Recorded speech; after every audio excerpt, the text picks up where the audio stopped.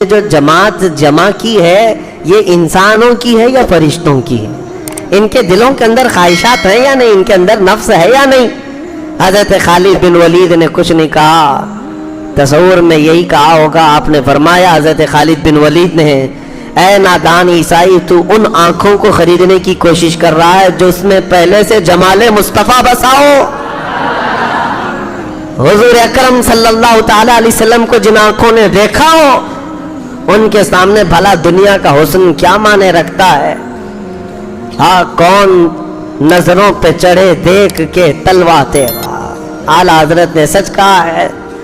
یا رسول اللہ صلی اللہ تعالی علیہ وسلم، تیرے قدموں میں جو ہے غیر کا منہ کیا دیکھیں؟ حضور کے قدموں میں جو ہے وہ غیر کا منہ کیا دیکھیں؟ کون نظروں میں جچے دیکھ کے تلوا تیرا۔ یا رسول اللہ، تلوے کا حال یہ ہے کہ آپ کا تلوہ دیکھ لوں تو کسی کا چہرہ اچھا نہ لگے۔ وہ نبی کریم صلی اللہ تعالی علیہ وسلم کے حسن و جمال کے شیدائی صحابہ کو کوئی خرید نہ سکا۔ سیدنا خالد بن ولید نے یہ قلعہ بھی فتح کر لیا، فتوحات بڑھتی گئی۔ میں کہہ رہا ہوں اس وقت کی دو سپر پاور طاقتوں کو ٹکر دینے والے خالد بن ولید پھر ایران میں بھی داخل ہو گئے، ایران کی بچی کچی سلطنتوں کو اکھیڑ کر پھینک دیا، ایران میں پرچم اسلام لہرانے لگا۔ پھر حضرت خالد بن ولید رضی اللہ تعالیٰ عنہ روم کو چھیڑ ہی چکے تھے۔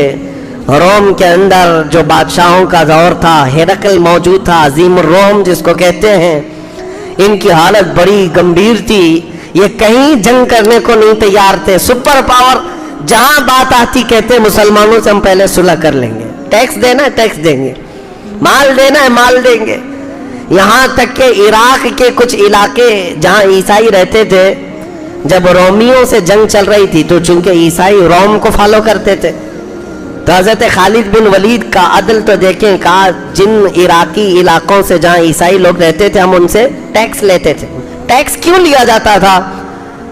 جس کو جزیہ کہتے ہیں، جزیہ غیر مسلموں سے اس لیے لیا جاتا تھا کہ ہم تمہاری جان و مال کی حفاظت کریں گے، جان و مال کی حفاظت کے ہم ذمہ دار ہیں، تمہارے ساتھ کوئی برا نہیں کرے گا، کوئی دوسرا اگر حملہ نہیں کرے گا، ورنہ ہم اس کے ساتھ مقابلہ کریں گے۔ اس بات کے لیے اپنے مفتوحہ علاقوں میں جو غیر مسلم رہتے تھے ان سے جزیہ لیا جاتا تھا، وہ ٹیکس ہے۔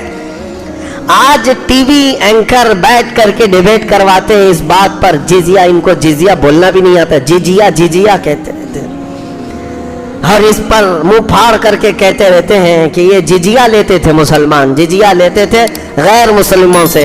کیا ظلم نہیں ہے؟ مسلمانوں سے نہیں لیتے تھے لیکن غیر مسلموں سے لیتے تھے۔ ارے نادانو، آج